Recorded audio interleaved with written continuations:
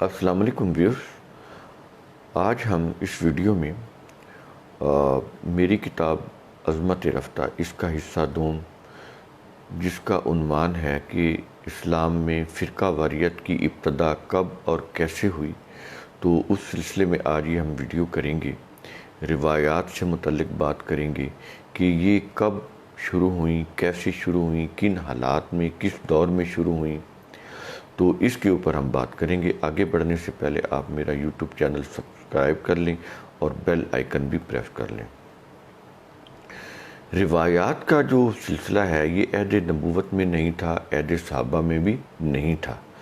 صحابہ کا جو دور ہے یہ تقریباً 700 عیسوی تک رہا ہے، یعنی 732 عیسوی میں نبی کریم صلی اللہ علیہ وسلم کی وفات ہوئی اور 632 عیسوی میں نبی کریم صلی اللہ علیہ وسلم کی وفات ہوئی اور 700 عیسوی تک صحابہ کرام کا دور رہا۔ تو اس کے بعد پھر یہ دور آلموسٹ ختم ہو گیا تھا، چند کچھ صحابی تھے لیکن آلموسٹ 700 عیسوی تک یہ دور رہا ہے۔ تو اس دور کے اندر تو کوئی روایات یا روایات کی کوئی کتاب مرتب نہیں ہوئی۔ تو جو بنو امیہ کا دور ہے یہ عثمان رضی اللہ عنہ سے شروع ہوتا ہے۔ عثمان رضی اللہ عنہ بنو امیہ کے تھے، نبی کریم صلی اللہ علیہ وسلم کے داماد تھے، تو یہاں سے یہ بنو امیہ کا دور شروع ہوتا ہے۔ اس دور کے آخر میں جب یہ جو سبا کی یہودی کی جو تحریک شروع ہوئی تھی، اس میں جو سبائی تحریک کی روح سے اس نے کچھ عقائد دیے تھے، وہ تھے نسل پرستی کی بنیاد کے اوپر کہ جو حکومت ہے یا جو اس طرح حکومتی امور ہیں، جو ریاست ہے یا امامت ہے، امام کہتے ہیں ہیڈ آف دا اسٹیٹ کو، تو یہ جو اختیار ہے وہ صرف رسول صلی اللہ علیہ وسلم کے خاندان کے لوگوں کو ہے، دوسرے یعنی صحابہ کرام کو نہیں ہے۔ تو اس طرح سے اس نے پھر یہ ریسزم کی بنیاد کے اوپر اس نے یہ عقائد دیے اور آگے پھر روایات کا سلسلہ شروع ہوا۔ تو بنو امیہ کے آخری دور میں 700 عیسوی سے لے کے جو صحابہ کرام کا دور آلموسٹ ختم ہو چکا تھا، 700 عیسوی سے لے کے 750 عیسوی میں ان کا دور ختم ہو جاتا ہے بنو امیہ کا۔ یہ جو درمیان کے یہ جو 50 سال ہیں، 700 سے لے کے 750 تک، یہ اس دور میں روایات کا کچھ زبانی سلسلہ شروع ہوتا ہے، وہ بھی بعد کے لوگ بتاتے ہیں، یعنی اس دور کے حالات تو ہمارے سامنے نہیں ہیں۔ جو بعد کے لوگ آئے نا، جیسے بخاری ہیں، 870 عیسوی کے بخاری ہیں، تو انہوں نے کہا کہ زہری نے یہ روایت بیان کی اور زہری نے کہا کہ عروہ بن زبیر نے یہ روایت بیان کی۔ آگے میں بتاتا ہوں کہ یہ کون تھے۔ تو اس طرح سے انہوں نے سلسلہ سند کی روایات چلائیں، انہوں نے بتایا۔ اب ہم نے تو ان کو بھی نہیں دیکھا، بخاری اور مسلم کو، وہ بھی 9ویں صدی عیسوی کے ہیں، آج ہم 21ویں صدی میں رہ رہے ہیں۔ تو 9ویں صدی عیسوی کے لوگ کہہ رہے تھے کہ یہ جو 7ویں صدی عیسوی کے لوگ تھے نا، انہوں نے کہا کہ رسول کا یہ فرمان ہے یا یہ روایت یوں ہے۔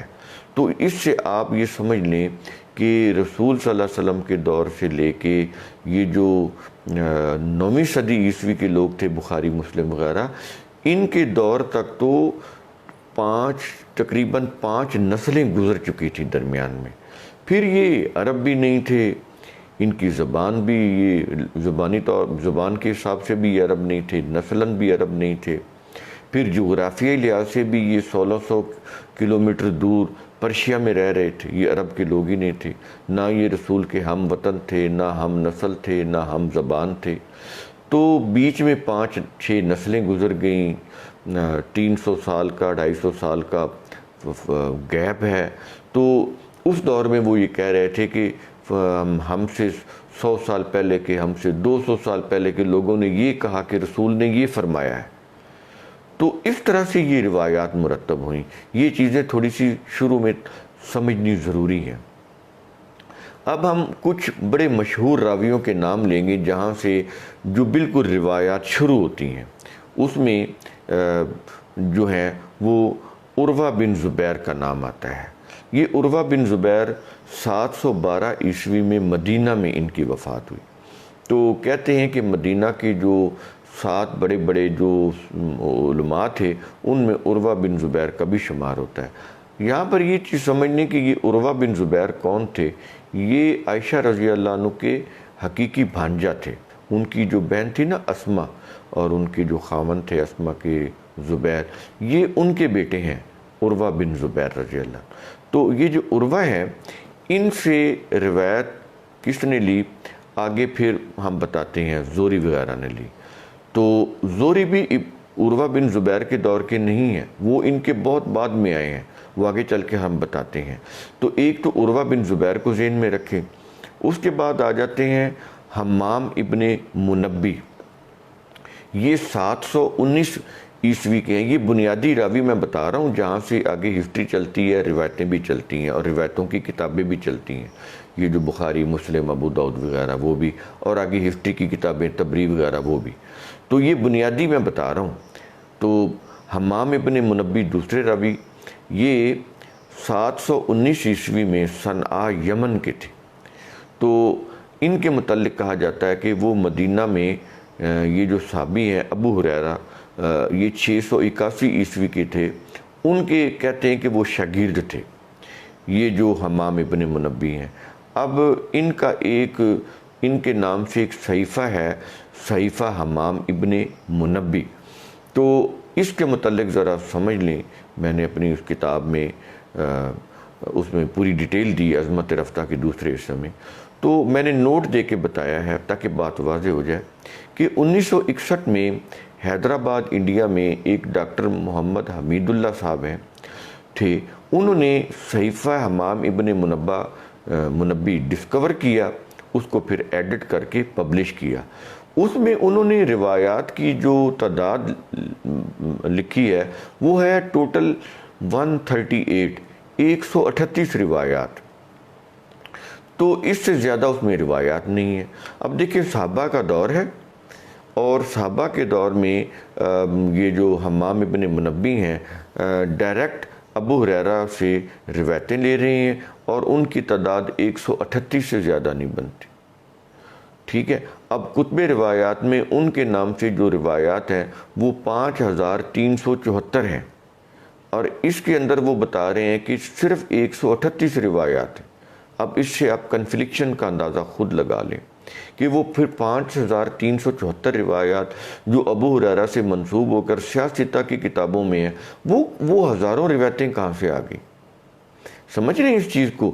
اور یہ نسخہ کب مل رہا ہے؟ 1961 میں۔ 1961 میں کس دور کا؟ جو 681 یعنی 7ویں صدی عیسوی کا نسخہ 20ویں صدی عیسوی میں مل رہا ہے، اور اس کے اندر وہ بتا رہے ہیں روایات کی تعداد 138 سے زیادہ نہیں۔ اور کتب سیاستہ جو ہیں، جو حدیث جو روایت کی 6 کتابیں ہیں اہل سنت کی، اس کے اندر جو ٹوٹل اگر تعداد لیں ابو ہریرہ کی روایات کی، وہ بنتی ہے 5374۔ تو دیکھیں کتنی کنٹراڈکشن ہے۔ اور اس سے تھوڑا سا اور آگے آ جائیں، یہ تو بات ہو رہی ہے 681 عیسوی کی۔ اب 870 عیسوی میں یعنی 9ویں صدی عیسوی میں بخاری کے پاس کتنی روایتیں تھیں؟ 6 لاکھ۔ 6 لاکھ۔ اور مسلم کے پاس کتنی تھی؟ 3 لاکھ۔ اب اندازہ لگائیں کنٹراڈکشن کا۔ اور پھر یہ جو بخاری کے جو استاد ہیں ان کے پاس 12 لاکھ روایتیں تھیں، یعنی بخاری کے جو استاد ہیں ان کے پاس 12 لاکھ روایتیں، اور بخاری کے جو وہ جو خود بخاری ہیں جو ان کے شاگرد ہیں ان کے پاس 6 لاکھ روایتیں۔ اب اس میں کنٹراڈکشن دیکھ لیں کہ کتنی زیادہ ہے۔ تو عہد صحابہ کے بعد عراق اور پرشیا میں راویوں کے پاس جو میکسیمم روایات تھیں وہ کتنی تھی؟ 12 لاکھ۔ اور 20ویں صدی عیسوی میں جا کے جو نسخہ دریافت ہو رہا ہے ڈاکٹر محمد حمید اللہ کو حیدرآباد انڈیا کے اندر، ان کو وہ کہہ رہے ہیں کہ ٹوٹل روایات 138 تھی۔ اس سے آپ خود اندازہ لگا لیں، یہ ہم تو اس کے اوپر کوئی تبصرہ نہیں کریں گے، یہ چیزیں تو آپ نے انالائز کرنی ہے کہ ان کی کیا حقیقت ہے۔ اس کے بعد آ جاتے ہیں وہب بن منبی، یہ حمام ابن منبی کے بھائی ہیں، ریئل بھائی۔ تو اب یہ جو ہیں وہب کے، ان کے جو والد ہیں حمام کے اور وہب کے، یہ پرشین نژاد تھے، صنعاء یمن میں آ کر آباد ہو گئے اور وہیں انہوں نے شادی کر لی، ان کے والد نے، دونوں بھائیوں کے جو والد تھے۔ اب ہم بات کر رہے ہیں وہب کی، پہلے ہم نے بات کی تھی حمام کی، دونوں بھائی ہیں۔ وہب جو تھے یہ حمام کے بھائی تھے، تو وہب پہلے یہودی سے مسلم ہوئے، یہ جو وہب ہے بیسک ہسٹورین ہے، یہاں سے ہسٹری چلتی ہے، آپ یہ دیکھ لیں۔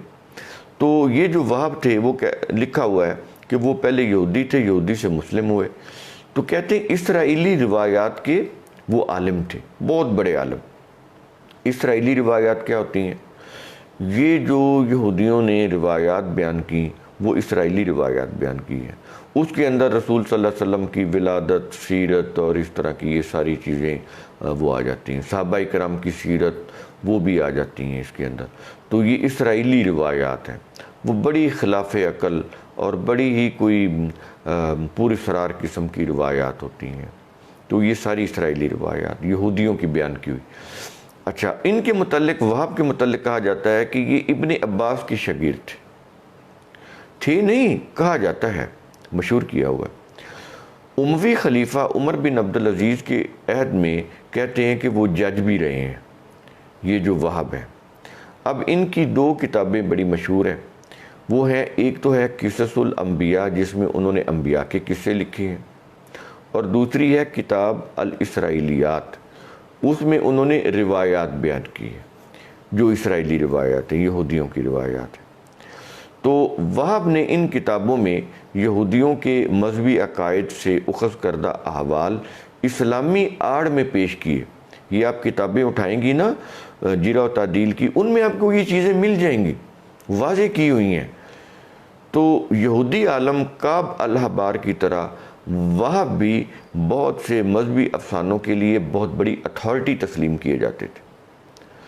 تو آپ یہ ذہن میں رکھیں کہ یہ جو قرآن کریم کی جو تفسیریں ہوئی ہیں، یہ آلموسٹ وہ اسرائیلی روایات کی روح سے ہوئی ہیں، اور ان کے اندر ان کا بہت عمل دخل ہے، یہ جو کعب الاحبار ہے ان کا بھی، اور یہ جو وہب ابن منبی جو میں نے آپ کو بتائیں ان کا بھی بہت عمل دخل ہے ان کا۔ تو آلموسٹ جو تفسیریں ہیں انہی کی روایات کی روح سے ہیں، اور وہ ساری کی ساری اسرائیلی روایات ہیں، یہودی روایات ہیں، انہی کی روح سے یہ تفسیر ابن کثیر جو ایکچولی تفسیر قلبی تھی وہ لکھی گئی، اور اس کے بعد جو پہلی مدون تفسیر تھی جو کمپائلڈ ہوئی طبری کی، وہ بھی اسی کی روح سے لکھی گئی، انہی اسرائیلی روایات کی روح سے وہ تفسیریں مرتب کی گئیں۔ تو جتنے بھی مفسرین ہیں انہوں نے انہی اسرائیلی روایات کی روح سے یہ کتابیں لکھی ہیں۔ تو یہ جو وہب ابن منبی ہیں اور یہ جو یہودی عالم کعب الاحبار، ان دونوں کی روح سے ہوا۔ یہاں پر یہ بھی سمجھ لیں، کعب الاحبار وہی ہیں جن کے اوپر یعنی الزام ہے کہ وہ عمر رضی اللہ عنہ کی قتل کی سازش میں شریک تھے، یہ بھی ذہن میں رکھ لیں آپ۔ یہ پہلے ہم نے بتا چکے ہیں ویڈیوز کے اندر، اور اس کتاب کے اندر عظمت رفتہ کے اندر بھی ہم نے بتایا۔ تو ایک بہت بڑے اہل سنت کے مفسر ہیں، بہت بڑے مفسر ہیں، مفسر بغوی۔ تو یہ 1122 عیسوی پرشیا کے تھے۔ ان کی ایک تفسیر ہے بڑی مشہور، تفسیر معالم التنزیل، بہت بڑی نام ہے اس تفسیر کا، تفسیر کی کتابوں میں بہت نام ہے، بڑی نامور تفسیر ہے، بڑی معتبر۔ تو اس میں لکھا ہے مفسر بغوی نے کہ وہب کا خیال تھا، اب اندازہ لگائیں تفسیروں کے اندر کیا لکھا ہوا ہے، جو اتنی بڑی بڑی تفسیریں ہیں اس میں لکھا ہوا ہے کہ وہب کا خیال تھا یعنی کوئی سالڈ بات بھی نہیں، کہ سکینہ خدا کی روح ہے۔ سکینہ کون تھی؟ وہ جو اللہ نے کہا وَأَنزَلَ السَّكِينَةَ، اللہ نے سکینہ نازل کی۔ سکینہ سے مراد سکون ہے، یعنی جو قوم بھی اللہ کے قوانین کو فالو کرتی ہے تو نفسیاتی طور پر ان کے دلوں کے اوپر سکون نازل ہو جاتا ہے، یعنی وہ سکون میں آ جاتے ہیں۔ ظاہر ہے جب آپ کی روش صحیح ہوگی، نظام صحیح ہوگا تو آپ اطمینان میں ہوں گے، سکون میں ہوں گے۔ بات تو قرآن نے اتنی کی۔ انہوں نے پھر اس سکینہ کے افسانے بنائے، اسٹوریز بنائی۔ کیا بنائی؟ کہ وہب کا خیال تھا کہ سکینہ خدا کی روح ہے۔ یہودیوں کے مطابق تابوت سکینہ ایک بلی کی شکل کی تھی۔ اندازہ لگائیں، سٹوریز دیکھیں ان کی، اور یہ قرآن کی تفسیروں میں لکھا ہوا ہے، اور اتنی بڑی معتبر تفسیر معالم التنزیل اس کے اندر لکھا ہوا ہے کہ تابوت سکینہ ایک بلی کی شکل کی تھی۔ بوقت جنگ اسرائیلی، یہ جو یہودی تھے، جب تابوت کے اندر سے بلیوں کی آواز سنتے تو وہ فتح کو یقینی سمجھ لیتے تھے۔ یعنی یہ جب یہودی جنگ کرتے تھے تو وہ جو تابوت سکینہ تھا نا، انہوں نے اپنی طرف سے ایک بنایا ہوا تھا، اس میں انہوں نے انبیاء کے شبیہیں حلیے رکھے ہوئے تھے، مختلف چیزیں، تورات کے کوئی ٹکڑے کہتے تھے، یہ اس کے اوراق کے ٹکڑے ہیں وہ رکھے ہوئے تھے، انبیاء کے وہ حلیے رکھے ہوئے، اس طرح کی انہوں نے چیزیں رکھی ہوئی تھی، شبیہیں وغیرہ۔ اس کو وہ پھر بابرکت سمجھتے تھے۔ انبیاء کے بال رکھے ہوئے تھے کہ یہ بابرکت ہیں، اس کے دیکھیے وہی چیزیں اب آ رہی ہیں، ان کی زیارتیں کرائی جاتی ہیں، پھر منتیں مرادیں پوری کرائی جاتی ہیں، پورا ایک کاروبار ہوتا ہے ان بالوں کی زیارت کروا کے۔ وہ ان کے بال ہیں یا نہیں، یہ تو اب آپ نے فیصلہ کرنا ہے۔ تو اگر ہیں بھی تو ہمیں اس کا کیا فائدہ ہے؟ ان کی پھر زیارتیں کرائی جاتی ہیں، لوگوں سے نذرانے وصول کیے جاتے ہیں، عقیدتیں سمیٹی جاتی ہیں۔ یہ چیزیں یہودیوں سے چلی آ رہی ہیں اور انہوں نے اسی طرح اڈاپٹ کی ہوئی ہیں۔ تو وہ کہتے تھے یہ تابوت سکینہ ہے، اس کے اندر یہ ساری چیزیں انہوں نے رکھی ہوئی تھی۔ جب جنگ لڑتے تھے تو وہ اس کو آگے آگے رکھتے تھے تاکہ اس کی، یہ اتنا متبرک اور مقدس ہے کہ اس کی برکت سے ہمیں فتح حاصل ہوگی۔ تو اس کی یہ سٹوری سنا رہے ہیں مفسر بغوی قرآن کی تفسیر کے اندر کہ جب بلیوں کی آواز آتی تھی تو وہ فتح کو یقینی سمجھ لیتے تھے۔ تو یہاں تک تو ہم نے یہ بات کی وہب ابن منبی کی۔ تو آگے ہم اگلے ویڈیو میں جب کریں گے تو وہاں ہم بات کریں گے محمد بن شہاب زہری کی، جو بخاری کا بہت بڑا راوی ہے۔ اسی نے پھر عروہ بن زبیر سے کنیکشن جوڑا روایات کا۔ ایک مثال میں یہاں پر پیش کر دیتا ہوں کہ یہ کس طرح کی روایات لی کہ عائشہ رضی اللہ تعالیٰ عنہ جب نبی کریم صلی اللہ علیہ وسلم سے تنہائی میں ملتی تھی تو وہ ضروری غسل کرتی تھی تھوڑے سے پانی کے ساتھ۔ تو ان کے بھانجے نے ان سے پوچھا، اپنی خالہ سے، عروہ نے، کہ آپ اتنے تھوڑے سے پانی کے ساتھ کیسے ضروری غسل کر لیتی ہیں؟ اب یہ روایت صحیح بخاری کے اندر ہے۔ تو انہوں نے کہا تھا کہ بھانجے ایک چارپائی کھڑی کر دے، اتنے سے چھوٹے کے پانی کے ساتھ میں تمہیں غسل کر کے دکھا دیتی ہوں کہ میں کیسے غسل کرتی تھی۔ تو یہ اس قسم کی روایات جو ہیں وہ عروہ بن زبیر سے منسوب ہے، یعنی عائشہ رضی اللہ عنہ کا نام لے کر عروہ بن زبیر سے روایتیں کی گئی ہیں، اور اس عروہ بن زبیر سے آگے وہ روایتیں چلی ہیں تو محمد بن شہاب زہری نے لی ہیں، پھر محمد بن شہاب زہری سے آگے بخاری نے اپنی صحیح بخاری میں نقل کی ہیں اس طرح کی روایات۔ تو اس کو آپ کو اندازہ ہوگا کہ کس طرح کی روایات منسوب کی گئی ہیں کن اشخاص کے ساتھ، اور وہ کس دور کے تھے۔ وہ تو آپس میں ملے بھی نہیں تھے، ان کے درمیان صدیوں کا فاصلہ ہے، سینکڑوں سالوں کا فاصلہ ہے، ملاقات بھی نہیں، صرف سن سنا کر یہ چیزیں ہوئی ہیں۔ اس طرح سے یہ روایات کی کتابیں مرتب ہوئیں۔ تو اس سے آپ کو اندازہ ہوا ہوگا کہ ہماری کتب روایات کی حیثیت کیا ہے اور ہم نے ان کو کیا مقام دیا ہوا ہے، قرآن سے بھی اوپر۔ تو قرآن کریم کا اصول ثم تتفکروا، اس کی روح سے آپ خود غور و فکر کیا کریں۔ شکریہ۔